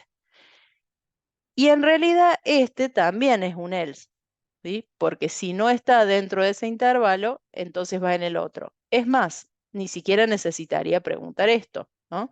Porque si está entre 0 y 10.000, se cuenta acá. Si no, si está entre 10.000 y 15, se cuenta acá. Si no, si es mayor a 15, si no, la única posibilidad es que sea mayor a 15, ¿sí? Entonces se contaría acá. Pero bueno, por ahí uno puede decir, ¿y si es negativo? No lo cuento en ningún lado. Así que no está mal reforzar el intervalo con esto. Cuando nos quedan así anidados un else y inmediatamente después un if, en Python se permite utilizar la expresión elif. ¿M? Es una expresión muy controvertida porque vi en el foro de trabajo práctico que decían, mi profesor me prohíbe, decía un alumno, usar el if. Y Valerio le responde que no, que eso no puede estar prohibido nunca. No, no es real que el profesor lo prohíbe, pero sí hay profesores que no recomiendan usar la expresión el if. ¿Por qué razón? Porque a veces los alumnos se encaprichan en usarla en todo, ¿sí? Y si no se da esta situación de un else inmediatamente seguido de un if, entonces no aplica el if. Y por ahí le dan con el del if hasta que la condición queda mal planteada. Entonces, se aplica, se puede usar, no está prohibido, pero solo se aplica en situaciones donde haya un else inmediatamente seguido de un if. Que también se puede programar como lo estoy anidando yo acá y funciona perfecto. Ambas tienen el mismo rendimiento, no hay una expresión mejor que la otra. ¿Por qué a veces se prefiere el if por sobre else y a continuación if? Por una cuestión de que queda estéticamente más fácil de leer, ¿sí? Si yo acá pongo el if y traigo este bloque para acá, y si luego acá pongo el if, queda como más visualmente más entendible, ¿no? Pareciera. Por ahí alguno dice, no, la verdad que yo entendía más antes y está perfecto. O sea, es para esto y solo para estos casos, donde un else está inmediatamente seguido de un if. Bueno, estos tres contadores entonces son los primeros de los tres resultados que nos han pedido. Así que voy a pasar acá a los resultados y voy a mostrar esos mismos resultados, ¿sí? Entonces, eh, intervalo, o vamos a poner cantidades entre 0 y 10.000. Está rojo, Gabriela, porque yo le puse esa interrupción recién para ejecutarlo paso a paso. Es esto, mira. Cuando vos tocas ahí, se pone rojo. ¿Sí? Cuando ejecutas normal, no sirve para nada eso. Sirve para ejecutar paso a paso. Ya un poquito más adelante les voy a explicar cómo se hace. Vieron que yo lo uso para mostrar los programas. Ya después les voy a mostrar cómo se hace, pero a esta altura es medio mucho. Así que después les explico. Cantidades entre 0 y 10.000, C1. ¿Sí? Después, duplicamos. Acuérdense que control D duplica la línea, que por ahí les ahorra tiempo. Cantidades entre 10.000 y 15.000, C2, ¿sí?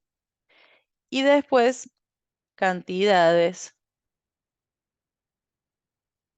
mayores o iguales a 15.000, C3. Y vamos a probarlo un poquito el programa antes de seguir con las demás instrucciones. Voy a poner una cantidad menor a 10.000, una cantidad que esté entre 10 y 15, una que supere los 15, otra chiquita y voy a terminar, ¿sí? Entonces, ¿qué dice? Cantidades entre 0 y 10.000, 2, está bien. Cantidades entre 10 y 15.000, 1. Cantidades mayores o iguales a 15.000, 1. Bien, lo resolvió bien, ¿sí? Entonces, este punto en particular, le voy a poner unos 2 puntitos ahí para que quede más lindo. Este ítem es una implementación de contadores que ustedes ya los conocen de la ficha 5, pero dentro de un ciclo. Una cosa que también les quería comentar antes de seguir es que en los programas de ciclos, vieron que yo acá puse resultados, pero no puse datos y proceso como hacíamos antes. Porque en los programas de ciclos ustedes van a ver que la carga de datos y el procesamiento se juntan, ¿sí? Se mezclan. Ya no podemos separar dato, proceso, resultado, sino que los datos y el proceso van juntos porque la carga de datos tiene la doble lectura, una antes del ciclo y una dentro. Pero los resultados sí los pueden seguir separando para identificarlos mejor. Y aquí dentro, con título o sin título, lo importante es identificarlo, ¿no? Pero esta parte ya no la puedo separar tanto como hacíamos antes. Bueno, esta parte entonces ya la expliqué, ¿sí? El ítem A, ahora les muestro. No, bueno, ahí está. Esta parte de contadores, yo se las hice como separado, ¿no? Al bloque de acciones para que vean esa parte, se enfoquen en esa parte. Vamos al B. El B dice, determinar la cantidad total de automóviles nuevos que se vendieron en el país, ¿sí? Entonces, acá lo que aclaramos es, para determinar el total de cantidades, simplemente tengo que acumularlas, ¿sí? Ir acumulando cada cantidad que se ingresa en una variable, porque no me dice total para la categoría 1, 2 o 3, ¿sí? Me dice total general. Entonces, esta parte se resuelve solamente con un total. Vamos a poner un total que empieza en 0 y cada vez que se ingrese una cantidad fuera de este control de los intervalos, ¿sí? O sea, este es el ítem A. Y ahora vamos a resolver el ítem B, siempre dentro del ciclo. Para cada cantidad que se cargue, lo que tengo que hacer es acumular en el total esa cantidad, ¿sí? Total es igual a total más cantidad. Entonces, en cada vuelta, el total vale 0. Cada vez que yo cargue una cantidad distinta de -1, esa cantidad se va a acumular acá sin ninguna condición. A veces los ejercicios dicen informar el total de cantidades vendidas mayores a 100 o impares o menores a 80, no sé, ¿sí? Suelen hacerse, si esto tuviera una condición, entonces nosotros planteamos esa condición, por ejemplo, si cantidad es mayor a 1000, supongamos que fuera esa, y solo para esas cantidades acumulo, ¿sí? Es habitual que haya acumuladores con una cierta condición. Pero si no lo pide, como es en este caso, entonces el acumulador es completo para todas las cantidades. Y acá al final vamos a decir total de cantidades o total de autos vendidos, mejor dicho, autos vendidos, y vamos a mostrar el total. Y acá no hay mucho que hacer, es un acumulador. Pero así como en el ítem A tienen un buen ejemplo del uso de contadores, acá tienen un buen ejemplo del uso de acumuladores. ¿Qué diferencia un contador de un acumulador? El hecho de que a los contadores se incrementan o se modifican con una constante y los acumuladores se modifican con una variable. En la práctica, el proceso es igual, ¿sí? Es tomar el valor anterior de la variable y agregarle o restar o multiplicar o dividir otro valor, ¿m? Y reemplazar el valor de la variable actual con este nuevo cálculo. Le Creo que es obvio, pero lo voy a repetir. Si ustedes a una variable le llaman contador o le llaman acumulador, no es que mágicamente se convierta en un contador acumulador, ¿sí? Se convierte en eso por la manera en que ustedes la usan en su programa, pero la variable se puede llamar X, que se va a comportar como un contador si ustedes lo programan como tal. No confundirse con eso. Bueno, sigo. Último, este ejercicio me gusta, este problema me gusta, porque explica el uso de estos tres conceptos, contador, acumulador y bandera, que se ven en la ficha 5.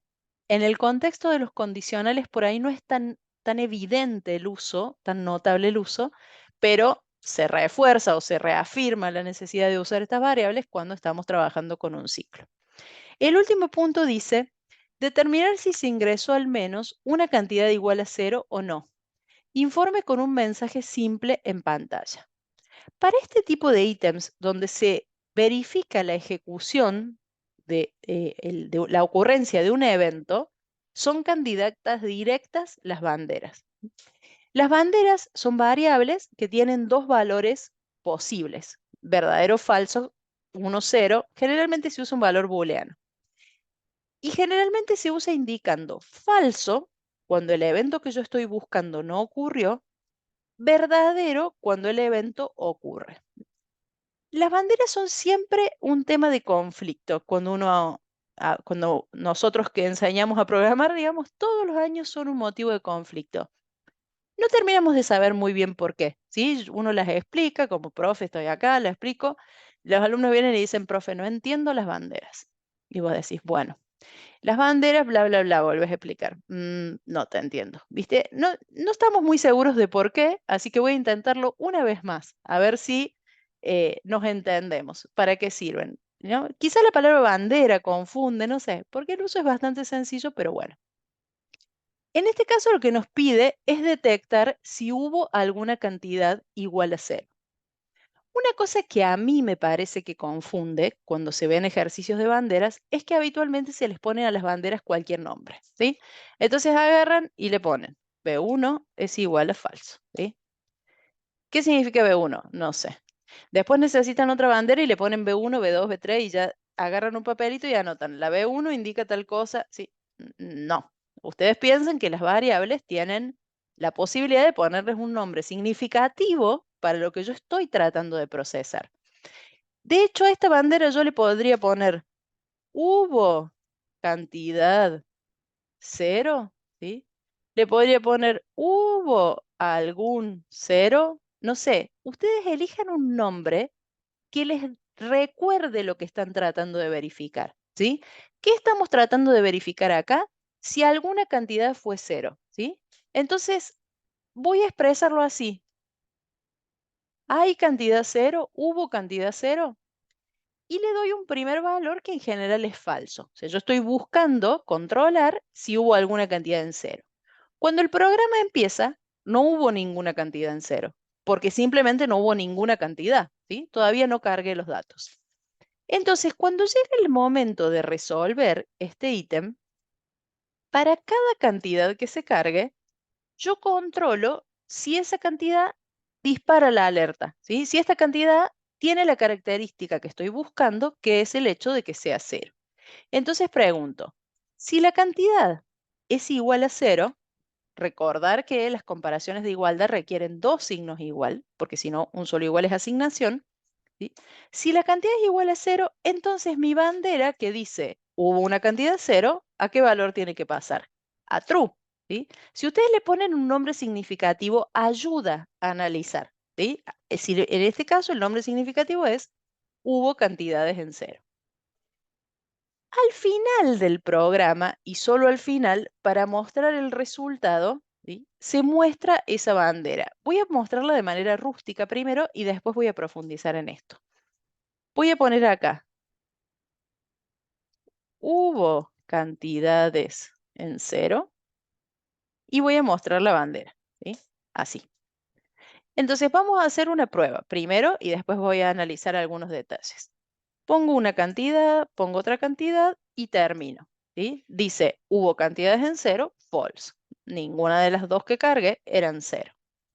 Si yo pongo un cero, ¿qué herramienta, Lucas?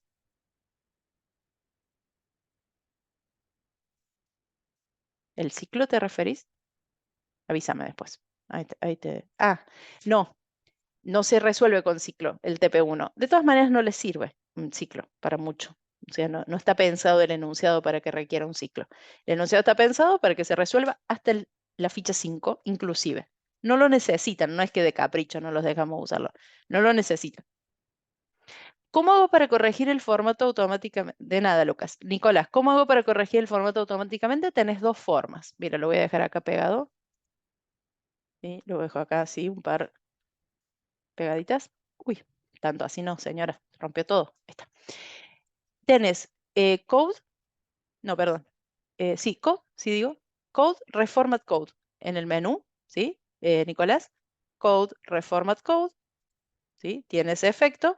Y si no, como bien está diciendo Joaquín, es con Control Alt L, ¿sí? Vos fíjate que acá, donde dice Code, Reformat Code, acá al lado dice Control Alt L, ¿no? Entonces, puede ser que lo hagas desde el menú o que presiones, yo ya tengo el tic y lo hago a cada rato sin pensar.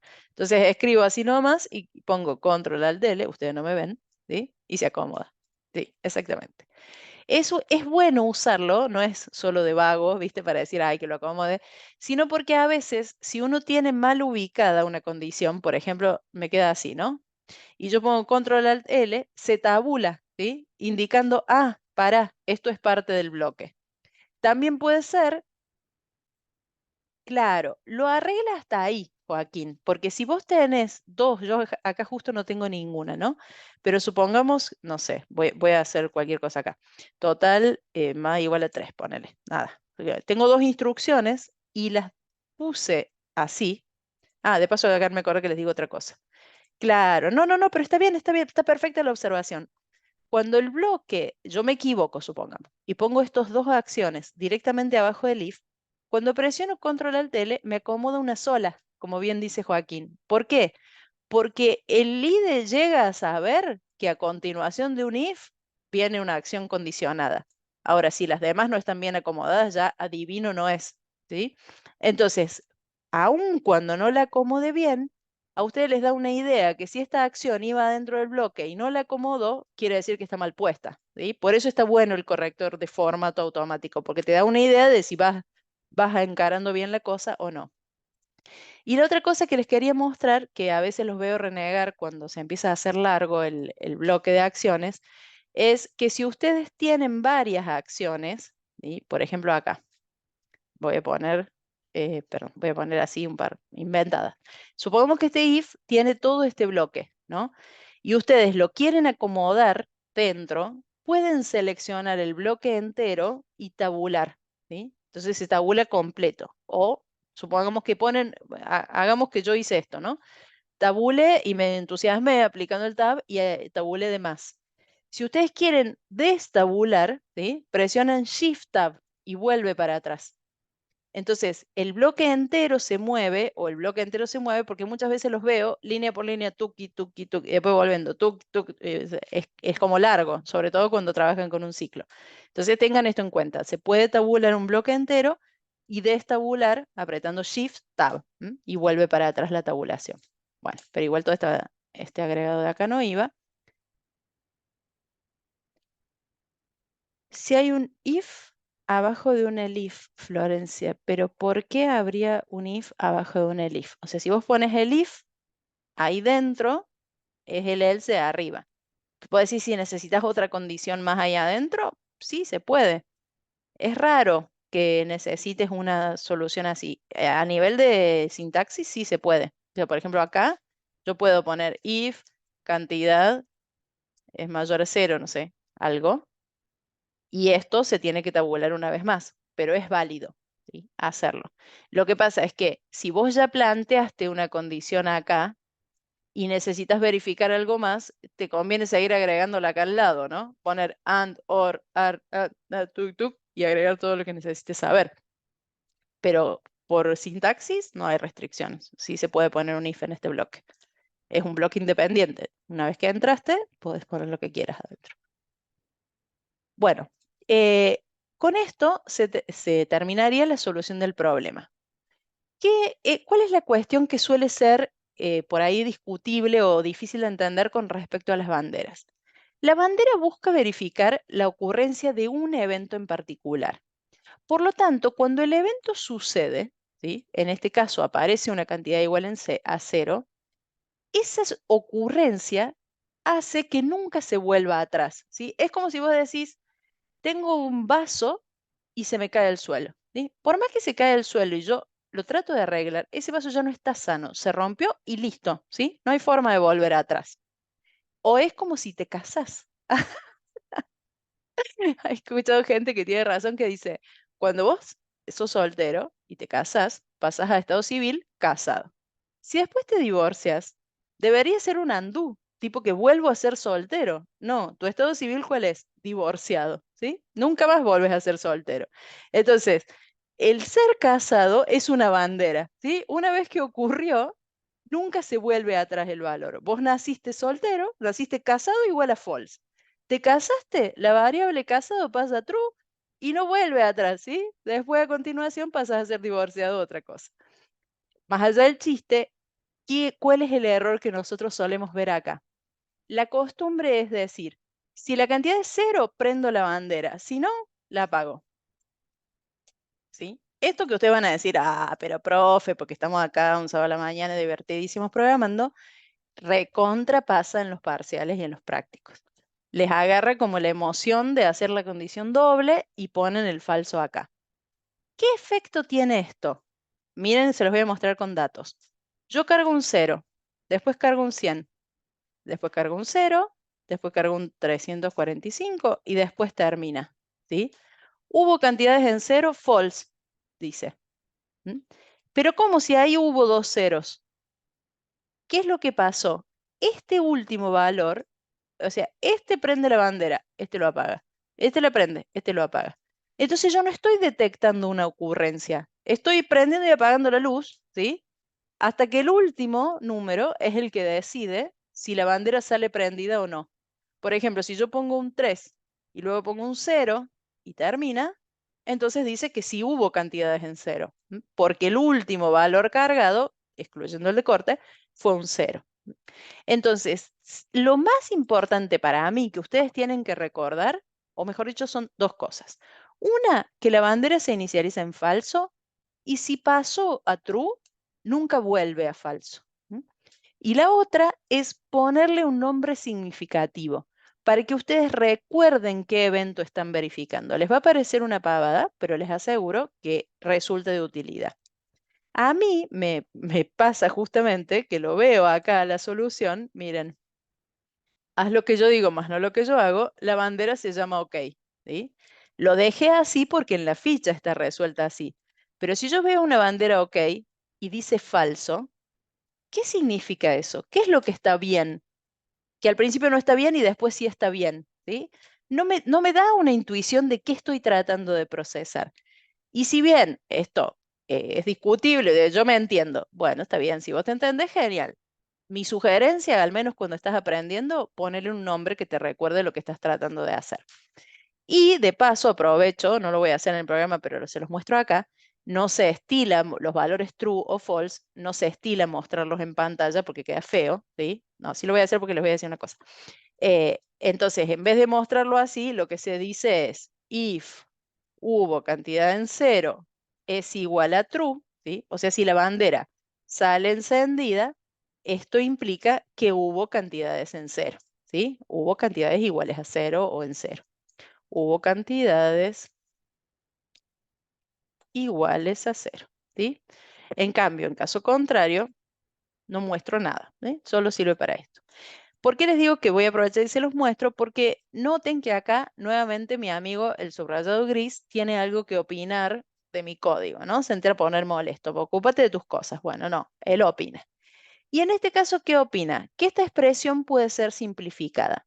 Si yo le dejo simplificar la expresión, lo que hace es sacarme el igual a true. ¿Vieron? Estaba así, lo dejo simplificar.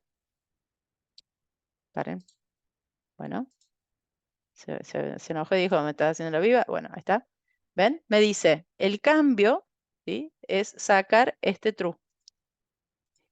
¿Por qué me sugiere hacer esto? Cuando uno hace una pregunta sobre un condicional, cuando plantea un condicional como este, está implícita la pregunta igual a true, ¿sí? Cuando yo digo if hubo cantidad de cero, está implícito que estoy preguntando si esta variable vale true. Entonces no es obligatorio, no es indispensable decirlo explícitamente. Como en el caso anterior, tampoco es obligación no usarlo. Si a ustedes les parece más claro así, lo dejan con el igual a true, y si no, lo dejan de esta forma. Es decir, el condicional siempre va a entender que si yo pregunto por una variable así, sola, lo que estoy preguntando es si esa variable es true, ¿sí? Como en este caso es true, me va a dar el mismo resultado. Entonces vamos a probarlo por última vez. Voy a cargar un 0, otro número, un -1, ¿sí? Y me dice hubo cantidades iguales a 0, ¿sí? No se acostumbra a mostrar la variable que dice true false porque queda como rara, pero no significa que esté mal tampoco, ¿sí? Si les quedan 5 minutos en el parcial, no pierdan tiempo en el mensaje, dejan la bandera que va a ser suficiente. Bueno, volvamos a nuestra presentación. Este es el punto donde haríamos un corte en clase, pero acá estamos todos sentaditos, cómodos en casa, ¿sí? Seguramente ustedes dicen, no, no, terminan una vez que me quiero ir a disfrutar del sábado, lo bien que hacen. Así que voy a seguir de largo. Si están medio aburridos y se distraen un poco, después repasan con el video, ¿sí? Pero vamos a terminar la clase porque tampoco lo quiero hacer tan pesado, ¿ya? Suficiente que estamos todos juntos acá un sábado. Lo siguiente que viene, ¿m?, en en la ficha es el problema 16. Este problema es una cuestión un poco más sofisticada, digamos. No es un enunciado clásico. El que acabamos de ver es un enunciado clásico. Podría tranquilamente ser un trabajo práctico, un parcial. Este es un enunciado un poquito más raro que nos plantea un desafío, digamos así, ¿no? Vamos a leerlo y a analizar cómo se resuelve. Dice, cargar por teclado un conjunto de números enteros uno a uno. La carga solo debe terminar cuando se ingrese el 0. Determine si los números que se ingresaron eran todos positivos o todos negativos, sin importar en qué orden hayan entrado. Y a continuación nos da un ejemplo. La secuencia 8437 cumple porque son todos positivos. La secuencia -2, -1, -5 también porque son todos negativos. Justo me quedó el menos acá al costadín, pero dice eso. Y esta otra secuencia, donde se mezclan positivos y negativos, no lo cumple, ¿sí? Bastante evidente, pero bueno, el ejemplo lo dejé por las dudas. Si todos los números eran efectivamente del mismo signo, muestre también la suma de esos números. No mostrar la suma si había números de signos diferentes entremezclados. En este caso, voy a traerme el enunciado acá, como hice recién, y vamos a trabajarlo nosotros solos, y yo después les voy a dejar, eh, o sea, en la diapositiva está el paso a paso, como hicimos en el caso anterior, así que ustedes cuando lo lean lo van a encontrar ahí, pero nosotros lo vamos a hacer desde cero, así de paso repasamos un poco el tema de condiciones, de ciclos, digo, y terminamos. Primero dice, cargar por teclado un conjunto de números enteros uno a uno. La carga solo debe terminar cuando se ingrese el 0. ¿Qué implica esto para nosotros? Le vamos a poner de título, secuencia de números. Y nos vamos a concentrar en la primera parte, que es la carga. Se carga un conjunto de números enteros uno a uno. Quiere decir que yo tengo que hacer la carga de un número entero, ingrese un número, ¿sí? Y que esta carga se tiene que repetir, porque estamos en un contexto de repetitivo, dice uno a uno. Y aclara, dice conjunto y dice uno a uno. Y dice, la carga solo debe terminar cuando se ingrese el 0. Entonces, esto ya nos sugiere que nosotros necesitamos un while y que necesitamos una doble lectura, ¿sí? Una por fuera, una por dentro del ciclo. Y que entonces tenemos que plantear para este ciclo while una condición de corte. ¿Cuál es la condición de corte? El ingreso del cero, ¿sí? Entonces, le aclaramos al usuario, termina con cero o con cero termina, y acá hacemos lo mismo. Le aclaramos, termina con cero. ¿Sí? Y acá, como les decía la otra vez, se estila poner ingrese otro número, por ejemplo, para saber que estamos dentro del ciclo. ¿Cuál es entonces la condición de corte? Cuando se cargue un cero, la carga debe terminar. ¿Sí? Cuando se ingrese un cero, mejor dicho, la carga debe terminar. ¿Qué significa? Que mientras no se cargue un cero, el proceso continúa. O sea, mientras el número sea distinto de cero, el proceso continúa. Entonces, el esquema de carga es este. Primera carga, un número. Mientras ese número sea distinto de cero, que es la condición de corte, cargamos otro. Antes de avanzar, probamos rapidito. Cargo un 9, cargo otro número, cargo un cero, termina. Bien, ¿cuál es la otra prueba que tenemos que hacer? Si cargo un cero al comienzo, ¿no se rompe? Bien, anda, está bien planteado. Esta entonces es la primera lectura y esta es la segunda lectura. En el medio viene el proceso, ¿sí? Entonces, ¿cuál sería el proceso en este caso? El enunciado dice, determine si los números que se ingresaron eran todos positivos o todos negativos. Y después dice, si todos los números eran del mismo signo, muestre también la suma de esos números. No mostrar la suma si había números de signos diferentes. La parte de los signos diferentes es la clave en esto, ¿no? Es la parte complicadita. Entonces vamos a ir primero a la parte de la suma. Vamos, sea que la vayamos a mostrar o no, necesitamos generar la suma de los números. Si yo tengo que sumar todos los números cargados, ¿qué tipo de variable necesito usar? ¿Sí? Tírenme ahí en el chat unas ideas. Lo acabamos de ver recién con las cantidades de autos. ¿Qué tipo de variable necesito para totalizar los números que se vayan ingresando? ¿Cómo se llama esa variable? Un acumulador. Muy bien, Lisandro. Excelente. ¿Sí? Un acumulador. Entonces voy a poner una variable, le voy a poner suma. Si es un acumulador, se inicializa en cero.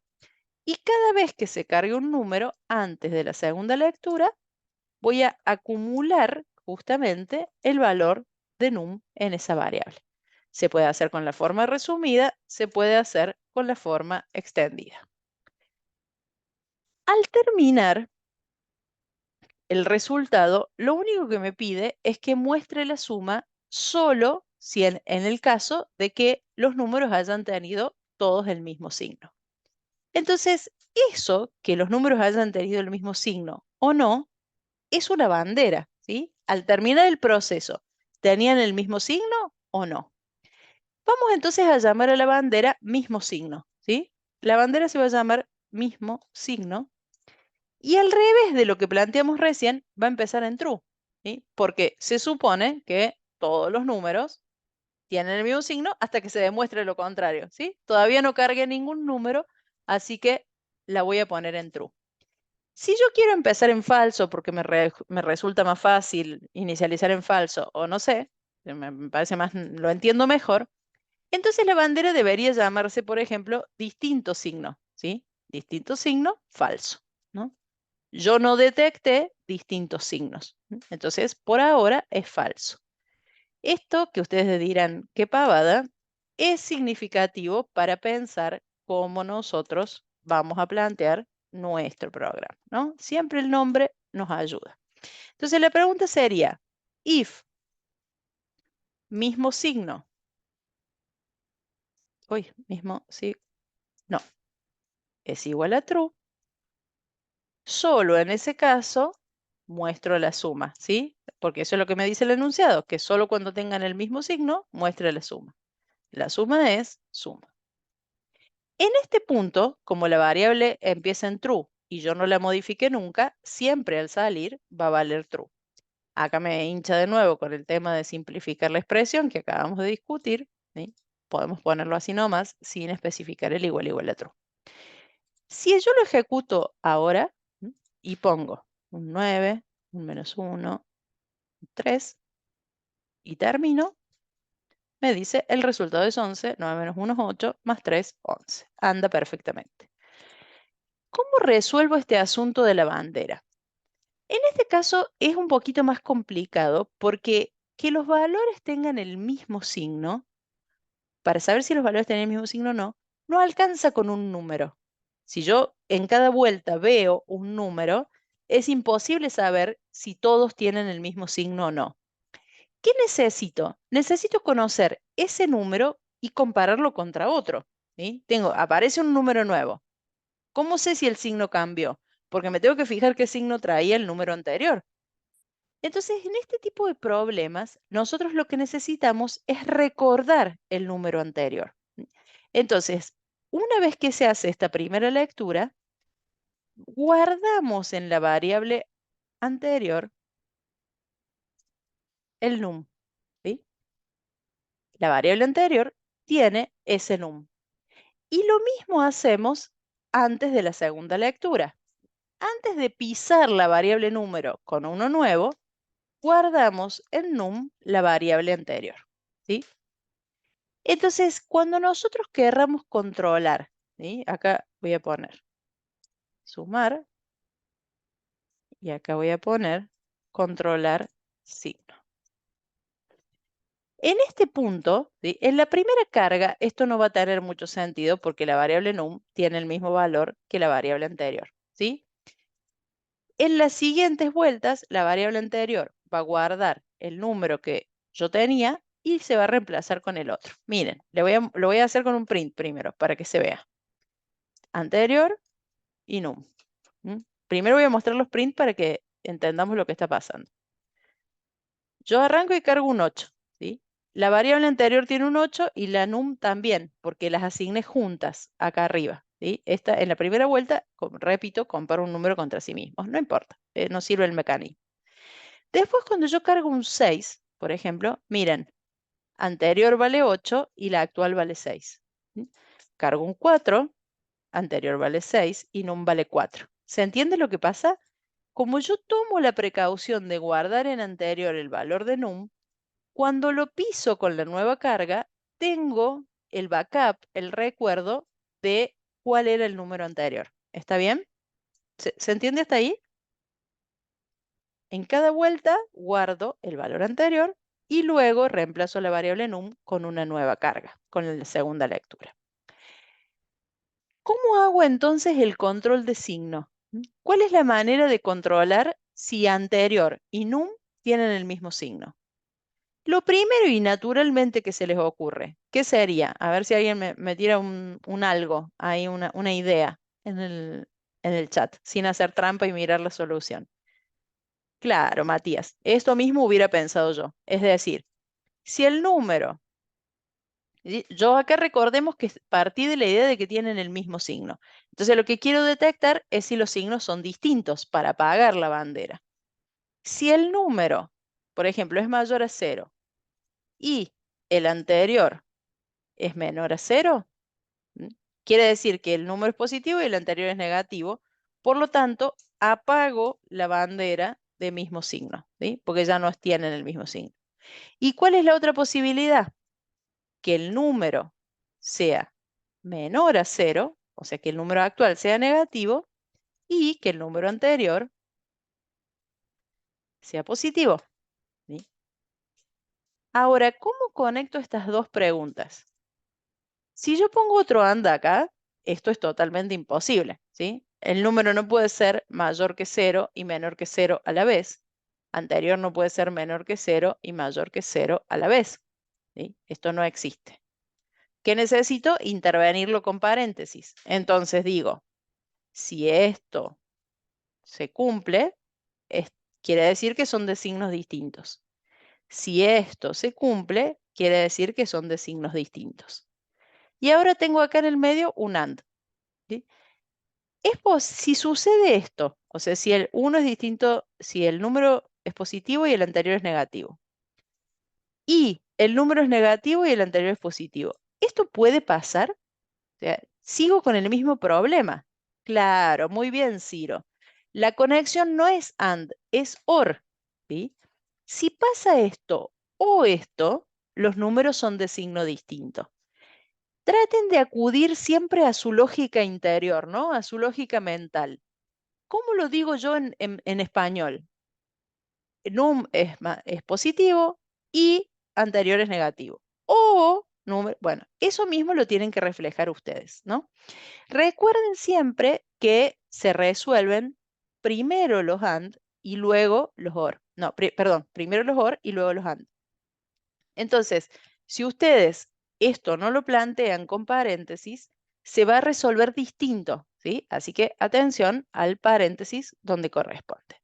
Bueno, esta condición está perfecta. Entonces, si yo ejecuto el programa, me encuentro que si yo pongo un número positivo y uno negativo, la suma no aparece. Es medio violento que no pase nada. Eso dice el enunciado, pero si no aparece significa que estuvo bien, ¿no? En cambio, si yo pongo dos números del mismo signo, la suma aparece.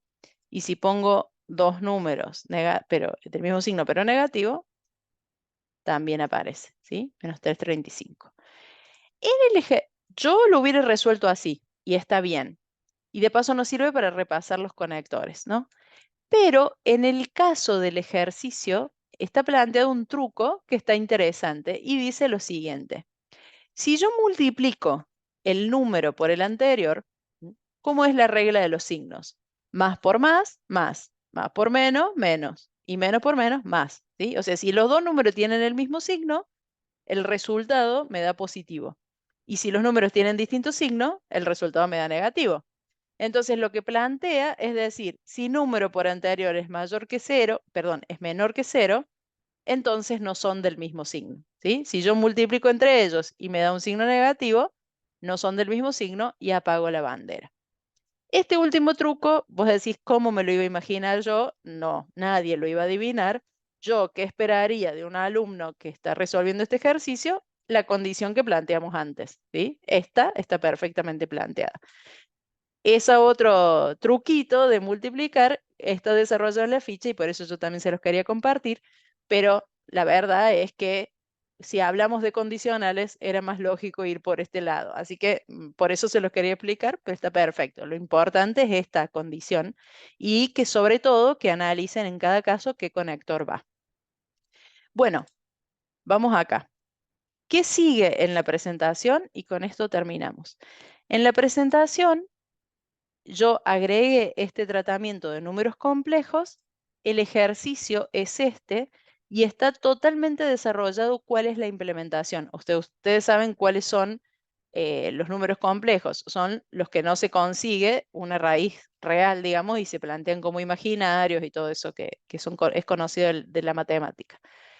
Es una implementación interesante, pero que de ninguna forma está planteada para pedírselos a ustedes en un ejercicio, en un trabajo práctico, no. ¿Sí? Es una cosa por ahí para ir un poco más allá, ¿no? Para no pensar siempre en programas que son ejercicios tipo problemita del cole, sino alguna cosa un poco más elevada.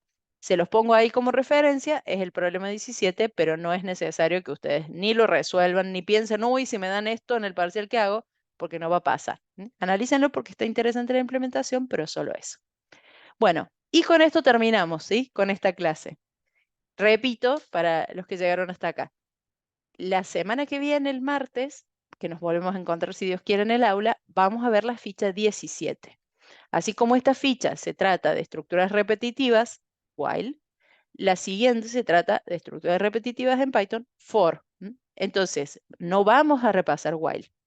Con lo cual, les pido por favor que revisen este contenido si no quedó del todo claro. Pueden leer la ficha que está publicada en el aula virtual.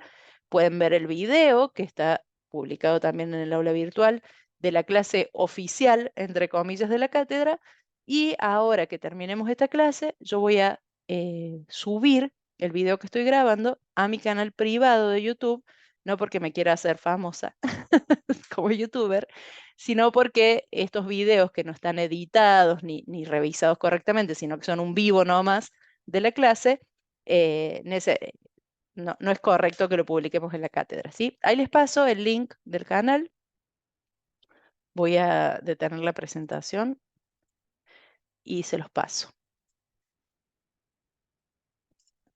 Después se los pongo, se los paso acá y lo voy a dejar en la parte, ¿vieron? De mensajes, digamos, del aula, de avisos del aula virtual, para que los demás también tengan el contenido. Paren que lo encuentre, porque estaba justo subiendo el otro. Se completaron. Bien, ahí se subió el anterior. Así que ahí les paso el link. El arroba descubrí con sorpresa que sé que en algún momento lo había hecho, me olvidé. Es una arroba normal, porque en un momento tenía una arroba horrible. El, sí, sí, tenés razón. Buen aviso, Gaby. Voy a dejar hasta acá la presentación. Mira, vamos a poner esta. Listo. Creo que en la otra grabación dejé todo, pero es un buen punto que vamos a detener la grabación acá para que no se aburran los usuarios, que no pierda seguidores, decimos Gaby. Gracias por cuidar mi perfil de youtuber. Acá termina la grabación.